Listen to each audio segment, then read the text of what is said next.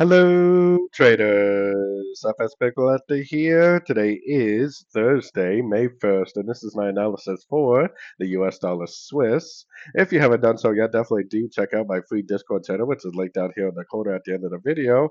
And make sure to take a look at my website, fxpipcollector.com. Watch the video on my home screen to learn more. So US dollar Swiss, I've been saying for days now that this was going to go up to probably the 50 or the 61%.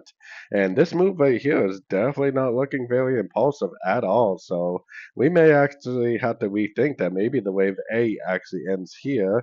And this is the A of B. And this is like a B of B. And then it goes down and makes a C of B. Then perhaps it goes up to the 50 or the 61%. Now, the problem with doing a lot of analysis on the 1 hour time frame is a lot of people will neglect the daily time frame and up. The problem is that the daily time frame and up is definitely still in a very strong downtrend. Yes, we are going up a little bit right now, but there's no doubt in my mind that this is still a downtrend on the daily.